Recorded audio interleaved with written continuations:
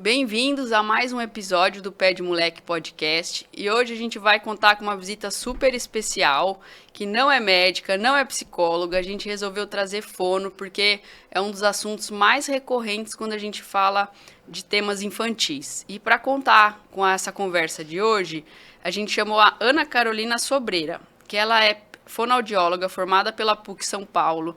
Depois ela foi fazer uma especialização na Santa Casa de São Paulo em motricidade orofacial. Fez mestrado em distúrbios da comunicação na Unifesp e desde 2016 veio para Manaus, inicialmente para fundar a clínica da parte de educação lá da FAMetro. E aí depois agora ela alçou o voo solo e está no consultório lá na Bem Dizer. E a gente vai falar hoje sobre quando eu devo procurar um fonoaudiólogo. Ana, super obrigada, viu, por ter vindo. Eu que agradeço. E aí eu sempre começo contextualizando assim para as pessoas entenderem o basicão. Então, quando é que os pais ou os profissionais que trabalham com criança, devem procurar um fonoaudiólogo? O que o fono faz? A área da atuação da fonoaudiologia ela é muito abrangente. Então a gente primeiro começa, né? Ah, não tá falando, vai para fono. Então esse daí é o primeiro impulso. Mas na verdade, além da área de linguagem oral, também tem a linguagem escrita. Também tem a questão da motricidade orofacial, as crianças que têm uma dificuldade de mastigação, de deglutição, respira com a boquinha um pouco mais aberta, alterações na posição da língua. Também quando a criança apresenta gagueira, que é a área da disfluência de fala, quando apresenta alguma rouquidão, que é a área da voz, ou quando tem alguma deficiência auditiva, que é a área da audiologia. Tem também a fonoaudiologia neonatal, né, que se encontra ali dentro das UTIs, o teste da orelhinha, o teste da linguinha, então é muito amplo, é um universo assim bem amplo que dá para ser explorado, né? Que legal. E assim, a gente pode... O pai pode ter uma demanda espontânea para fono ou normalmente necessita de algum encaminhamento? Como é que funciona esse fluxo assim para chegarem até vocês? Geralmente os pais começam a perceber alguns atrasos no desenvolvimento. E isso vai passando, quando vai chegando, geralmente ali na idade dos 2 anos, os pais, tá com 2 anos e não tá falando. Então, o principal é esse, meu filho não tá falando. Né? Então, também existem outras coisas que eles podem em casa perceber, como a gente havia já falado desses outros sinais, né? Da rouquidão, ou então dessas posturas orofaciais. Mas o principal é não estar falando, ou quando já é um pouquinho mais velho, está apresentando algumas trocas na fala, algumas omissões, fala, mas eu não compreendo, ou então quando não consegue narrar, quando o vocabulário também é muito pobre. Então, os pais, quando chega essa demanda dos pais, geralmente é quando eles percebem isso em casa, ou também quando a professora relata, né, alguma questão ali do desenvolvimento da fala e da linguagem. Entendi. E aí, assim, além da fala e da linguagem, você tinha falado da mastigação e deglutição. O tratamento é também direcionado e é feito junto com a fono e mais algum outro profissional? Ou isso é uma coisa que a fono trabalha, a mastigação e a deglutição? Sim, isso é uma área da fonoaudiologia. Mastigação e deglutição, elas vão ser trabalhadas por meio dos exercícios miofuncionais. Então, existem exercícios específicos para determinados tipos de musculatura que são responsáveis por esse ato. Quem deglute é a língua, não é? Quem mastiga é o músculo massetérico. Então, cada especificidade ali vai depender dessa musculatura. Tem todo um trabalho, né, uma hierarquia de trabalho que a gente vai fazer. E tem associação, por exemplo, a criança que tem dificuldade de mastigação e deglutição, ela vai ter alteração na fala ou isso não tem nada a ver? Às vezes pode ocorrer. Quando, por exemplo, a gente tem uma criança que usou por muito tempo chupeta, isso vai atrapalhar, né, essa arcada, ela vai ter a chamada mordida aberta, que vai ter aquele espaço entre as arcadas, essa língua vai ficar mais no assoalho, ela vai ser projetada mais para frente, a gente vai ter que ter um trabalho junto com o ortodontista para poder arrumar essa arcada. A fonoaudiologia vai fazer esse trabalho na postura da língua, para que essa língua não se projete tanto para frente, não entorte esses dentes. E quando a gente tem uma língua que se projeta muito para frente, a gente vai ter o chamado ceceio, assim, Ah, assado, entendi. né? O sapo. Então, quando essa postura de língua ela tá alterada, né? Não é só um profissional que vai trabalhar nesse caso, mas a gente vai tentar melhorar e reorganizar essa musculatura. Então você falou da chupeta, mas a mamadeira e o dedo também tem essa mesma alteração? Ou é a chupeta, ela é mais, normalmente ela é a que mais causa alteração da mordida desses A dispositivos? chupeta é o maior hábito deletério. É.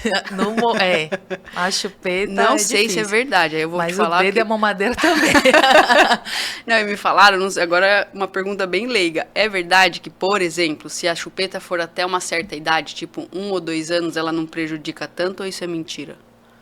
Acontece porque é verdade. É? Até 2 anos, se ela for erradicada da vida dessa criança, a gente ainda consegue ver uma movimentação das arcadas natural para que ele consiga retomar. Mas se isso passa, né? E depende também do tempo que a criança usa, se não é só no sono, mas também durante o dia, aí o problema é maior. Não tem jeito, vai ter que entrar com ortopedia funcional de maxilares. Aí o buraco fica meio embaixo, né? Fica. Se o pai não tiver o pulso ali de tirar até os 2 anos, vai gastar bastante dinheiro, né? Vai. Porque é uma situação, é um hábito deletério que tem um impacto muito forte, né? Nas funções de fala, do posicionamento, da deglutição, tudo altera, né? Até da formação mesmo, da né? formação, da formação da face. Porque ela é dinâmica, né? Às vezes o que os pais não entendem, né? Porque também são leigos, é que não é que a estrutura óssea e muscular, ela é estática, né? Conforme a gente vai crescendo e se tem agentes que podem estar alterando aí, uma estrutura que teoricamente era para evoluir de forma normal, ela pode ser desviada e precisar de terapias, né? É porque a face, ela vira uma face adenoideana quando a gente percebe que a língua está mais no assoalho. Então, alterou todo um sistema. Né? Então, a gente vai perceber a presença de olheiras, a gente vai perceber, às vezes, a babação no travesseiro. Vamos perceber o ronco, diminui a qualidade do sono e atrapalha também na atenção. Nossa, então envolve muitas coisas, né? Envolve a respiração oral, é muito difícil, né? Então, começa, né, com esse hábito deletério e também crianças que têm recorrências, assim, de gripes, né, de resfriados, essas questões de vias aéreas superiores também favorece, né, a respiração oral.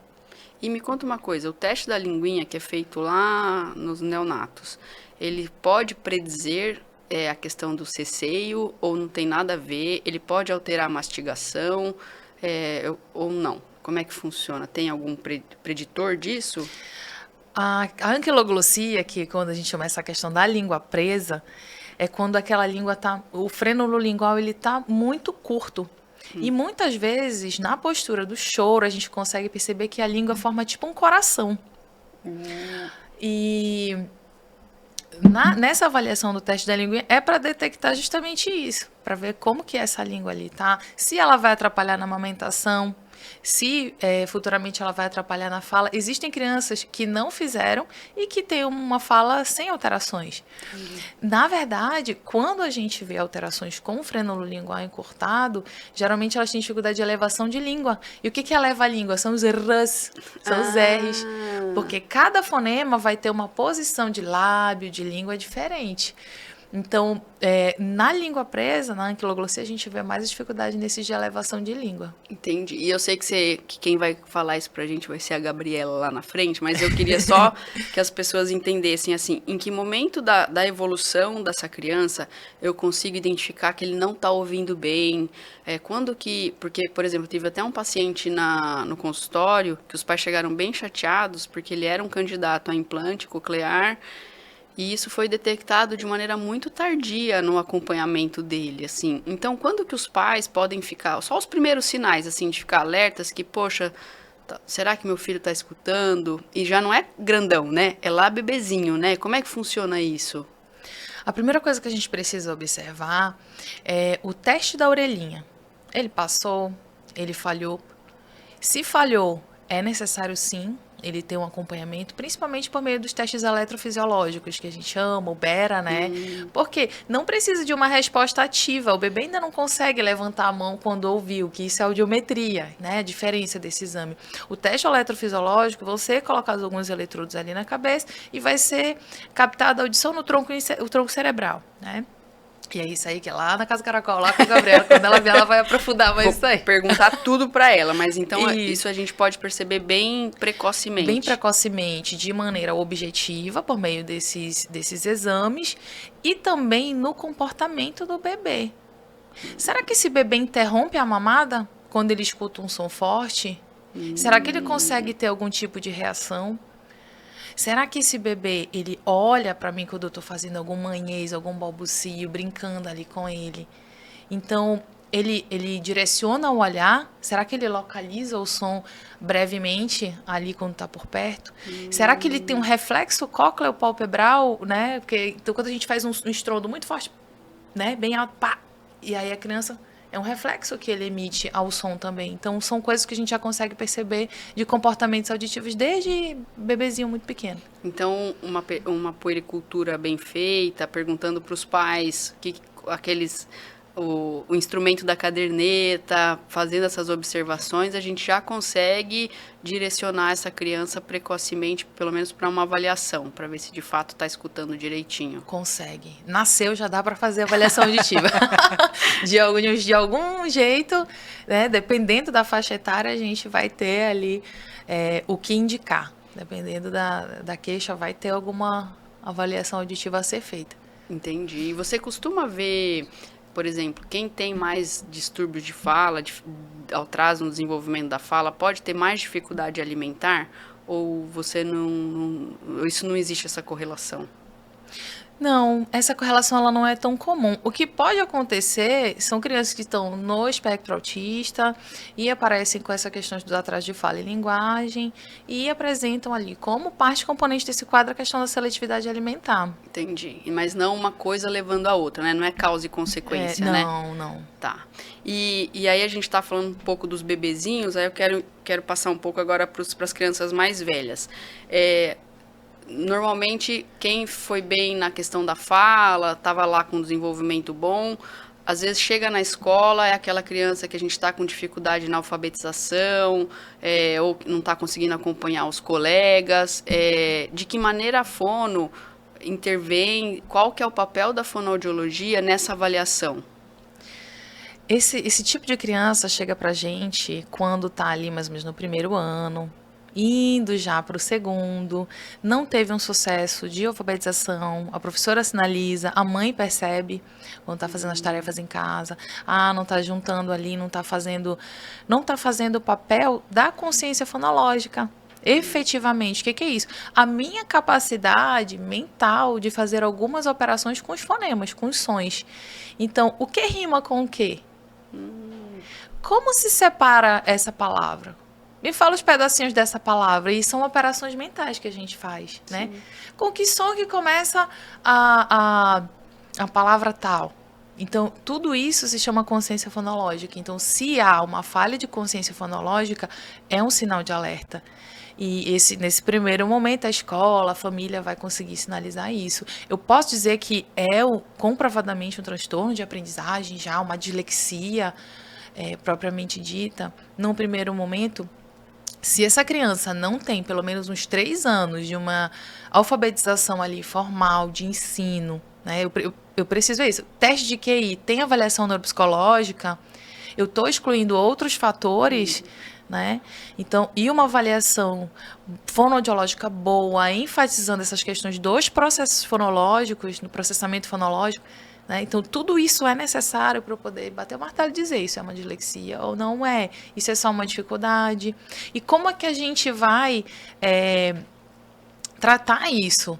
Terapia fonoaudiológica voltada para as questões de habilidade da consciência fonológica. Ou seja, o melhor método que tem para as dificuldades escolares hoje ainda é o método fônico. É mesmo? É o método fônico. Olha, que ele não vai... é uma coisa que as escolas usam, né? A maioria não usa. Não, infelizmente não. É uma raridade. Aqui em Manaus acho que deve ter uma escola, talvez, que eu tenha conhecimento, né?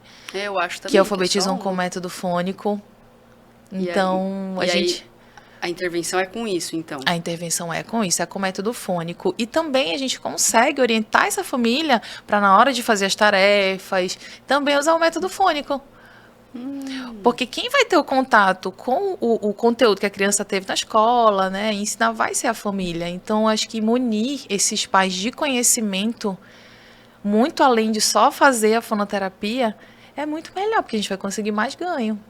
Você sabe que você falando dessa questão da munição dos pais, né, óbvio que eles vão ter que participar de todo o processo, e aí a gente vem dentro da realidade aqui do nosso estado, que é um lugar que as pessoas têm dificuldade de acesso, principalmente o pessoal do interior. A Letícia falou muito isso no episódio que ela veio aqui, que é assim, aquelas pessoas que não têm possibilidade de ter uma fono na sua cidade, quando vier fazer essas avaliações, pedir para a fono falar o que eu posso fazer em casa, né? Então, eu acho que isso não é só do interior, mas o pai que está fazendo esse processo de terapêutico com o filho também tem esse papel, né? Aqui em Manaus também, né? Tem esse papel, com certeza. Aqui, né, aqui a gente já consegue, sessão a sessão, dar um feedback, também mostrar para o pai como fazer. Isso é muito importante. E se não é daqui, aí a gente tem outros meios. A telesaúde, por exemplo, né? Ela ajuda muito, né? Ajuda muito. Diferente do acompanhamento médico, porque o acompanhamento médico ele pode vir numa consulta retorno, ele consegue se programar, mas a terapia ele não consegue. Às vezes essas famílias elas vêm das lanchas, né, dos barcos, isso demora muito, demora dias às vezes, né? E aí eu pergunto, tem internet boa? Aí a família fala, tem um Starlink. Eu falo, então perfeito, então tá tudo certo. Por quê? Porque a gente consegue fazer um treinamento parental, que é informar essa família do que ela pode fazer em casa. A gente também pode supervisionar o profissional local. Se ela tem um profissional lá, a gente também pode fazer essa supervisão. E também fazer o acompanhamento por meio de vídeo, né? Do que está acontecendo em tempo real ali, a terapia da criança. Então, algum jeito a gente vai dar. Que legal. E aí eu queria fazer 2 perguntas antes que eu me esqueça, mas uma é assim, você falou da consciência fonológica, a partir de que idade essa criança precisa ter essa que eu tenho que falar assim, poxa, ó, aqui já era para ter e não tô vendo. E quanto tempo normalmente dura uma terapia, assim, eles acompanham semanas, meses, anos, como é que funciona isso? A primeira pergunta foi em que momento da consciência fonológica. Da consciência fonológica, claro, a gente já tem ali uns 5 anos, né? 5, 6 anos, 7 anos, é uma fase muito crucial ali do aprendizado já, é a janela de aprendizado da leitura e da escrita. Mas a gente já pode trabalhar com atividades de consciência fonológica antes. Então vamos aqui, bater palminha para quantos sonzinhos você está escutando, né? A parte silábica, cola, quantas partes tem essa palavra? Cola, né? Então são atividades até que podem ser colocadas ali no âmbito pré-escolar. Certo. Né? Então a gente pode já ir trabalhando essa consciência fonológica para que isso não se torne, né, uma dificuldade, um problema lá na frente. Legal. E aí minha segunda pergunta foi o tempo de tratamento. Assim, normalmente, eu sei que deve variar a complexidade dos casos, mas é só para eu entender assim, uma semana já resolvo o problema ou não? Normalmente vou ter que fazer uma avaliação e aí vou indicar tantas sessões. Isso. Primeiro é feita uma avaliação e dessa avaliação é retirado ali exatamente quais são as dificuldades e o que para a faixa etária dele está adequado. É gerado um plano terapêutico, que a gente vai trabalhar em cima desse plano terapêutico. O que vai guiar o tempo vai ser o desempenho da criança, como que ela está se desenvolvendo, se ela tem assiduidade nas terapias, porque é semanal, né? E às vezes algumas horas ali por semana. Se essa família consegue cumprir o que a gente pediu, consegue ajudar essa criança em casa com esses exercícios. Legal. Então isso varia, é bem variável. Legal. E aí eu queria saber o que é o transtorno do processamento auditivo central, que acho que tem a ver um pouco com essa questão da consciência fonológica e como é que eles afetam a criança. O transtorno do processamento auditivo central é quando o cérebro não consegue processar, compreender, interpretar aquilo que ouviu. Então, não tem nada a ver com perda auditiva, tá? Pode, claro, a gente sabe que a pessoa com perda auditiva, ela vai ter alteração de processamento auditivo, porque ela vai ter habilidades auditivas ali alteradas, né? Então, isso é um fato. Mas a pessoa que tem uma alteração de processamento auditivo, nem sempre ela vai ter uma perda auditiva. Então, às vezes os pais ficam, mas é uma dificuldade de ouvir, mas tem que botar aparelho. Eu falo, não. Treinando as habilidades auditivas, a gente vai conseguir ter sucesso. Legal. E isso se diagnostica mais tardiamente, tipo na idade escolar, ou é uma coisa que eu posso falar que, sei lá, eu percebo sinais no meu filho mais precocemente? A gente pode já dizer, né, por meio da comprovação do exame de processamento auditivo, que é um transtorno de processamento auditivo, né, o TPAC, a gente já pode falar a partir dos 7 anos. Antes disso, não, porque a gente depende muito da maturação cerebral. Então, antes dos 7 anos ainda não. A partir de 7 a gente já tem parâmetros que a gente consiga dizer, já dá esse diagnóstico. Entendi. E você sabe, existe alguma ocorrência que você acha que é mais frequente aqui na região norte do que você via, por exemplo, quando você fez sua formação lá em São Paulo? Você acha que tem uma coisa que é característico nosso aqui, do nosso ambiente? Nas questões de processamento? De tudo, assim, pensando das coisas que você vê no seu dia a dia ou das coisas que a gente conversou. Você acha que, por exemplo, as crianças têm mais déficit auditivo ou tem mais TPAC? Você acha que tem alguma coisa ou não? Mas é a sua percepção mesmo, não necessariamente Sim. da literatura. Sim, a minha percepção é que transtorno do espectro autista, assim, tá em primeiro lugar, se a gente for pensar num ranking, né? Mas isso daí, a gente tá falando a nível de mundo, né? Né? Acho que isso aumentou bastante. Na verdade, não é que aumentou, mas acho que as pessoas estão mais especializadas em fazer esse diagnóstico, né? E se fala muito mais disso. Tá chegando agora o abril, né? Sim. Que é o nosso mês aí de aceitação, conscientização. E eu acho que quanto mais se falar disso, mais precocemente a gente vai entender os sinais e vai começar uma intervenção precoce, que eu acho que essa é a chave, né? De pro tudo, sucesso. né? De tudo. Das dificuldades em geral. E a gente falou bastante de sinais que a gente tem que avaliar como um todo. Existe correlação familiar, assim, por exemplo, um irmão de alguém que tem um déficit auditivo ou que tem TEA, esse irmão vai precisar ser avaliado mais cedo pela fono, mesmo que ele não tenha aqueles sinais que me chamem a atenção? Sim, com certeza. A gente sabe da questão genética já, né, do autismo, que traz isso. Também tem questões de fatores ambientais, mas a gente tem uma plena consciência de que o irmão, né, ele carrega essa chance, se for menino, a chance ainda é maior. Nossa. Então, é interessante que haja também uma avaliação investigativa já do bebê. Esses primeiros sinais, quais são? O primeiro deles, na minha opinião, aqui é o olhar. Porque o olhar comunica. Sim. Então, claro, um bebê ainda não fala, ele vai começar ali as suas vocalizações por volta dos 2 meses. Com 6 meses a gente vai esperar que ele tenha já alguns balbucios, né, que já são tentando um formato de fala, ele já faz alguns motorzinhos, ele já faz bastante coisa com aquela boquinha. Com 1 ano a gente espera a primeira palavra. Por volta de 1 ano e 6 meses, a gente espera aquelas justaposições dessas pequenas palavras, um embrião de uma frase, digamos assim. Certo. E isso só vai aumentando até chegar nos 2. Nos 2 a gente já espera frases, né? Então, se alguma coisa não está acontecendo nesses marcos de desenvolvimento da linguagem, se você percebeu que não está acompanhando isso, a gente tem que colocar um sinal de alerta. Né? Então, será que quando eu faço um sonzinho, ele é recíproco? Ele sorri em resposta? Né? Porque olhar comunica. A criança que não fala, ela comunica muito com o olhar. Né? É verdade, então, se expressa, né? Se expressa, então a gente tem que prestar muita atenção no olhar. Às vezes a criança está com um brinquedinho aqui, mas ela fica muito olhando só para o brinquedo. E isso, na primeira consulta, a gente já consegue detectar. Ela não está triangulando. O que é triangular? Olhou para o brinquedo, você fez um barulhinho, ela olhou, ela sorriu para você, ela volta para o brinquedo, você fala alguma coisa, e aqui fez um triângulo, né? Desse olhar.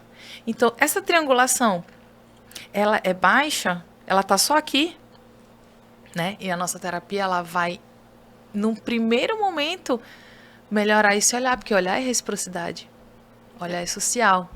Sabe que você falando assim, eu fico pensando que tem muitos pais de primeira viagem que não tem essa noção, né? De como é precoce a comunicação. E não é a fala, é a comunicação, a expressão, no olhar, nessa coisa de chamar atenção, de prestar atenção no ambiente. E às vezes o pai acha que o bebê, que já tem sinais precoces de autismo, é só um bebê quietinho, né? É só um bebê... Os bebês são assim, porque eles não têm referência, né? Eu acho importante você trazer tudo isso para as pessoas realmente tomarem consciência que desde muito cedo eles já são umas pessoas que estão no mundo, né? Que estão olhando ali o ambiente, né? Sim. E porque eu fico triste às vezes que os pais chegam... eles demoram para perceber e às vezes passa despercebido por outros profissionais, de maneira geral, e aí vem mais tardiamente para uma intervenção que poderia ser muito melhor de forma precoce, né? Com certeza. E não tenha dúvidas de que a intervenção precoce ela é capaz de reduzir nível de suporte. Que legal. E o que a gente está falando? De um adolescente, de um adulto que vai conseguir ter mais autonomia e independência na sua vida. Vai ser funcional, Vai né? ser funcional. Que então, bacana. a chave é a intervenção precoce. Que legal. Olha, eu adorei nossa conversa. Poderia ficar aqui muitos mais minutos. Mas queria que você deixasse aqui onde as pessoas podem te achar. Se você tem Instagram, como é que funciona para achar a Ana Carolina Sobral? Sobreira. Sobreira, desculpa. É verdade, Sobreira, não Sobral. Pode falar. Então, o nosso Instagram é @bemdizerfono. Legal. Né? Pois Somos vizinhas. Somos. De Lá andar no The ali, né? Office.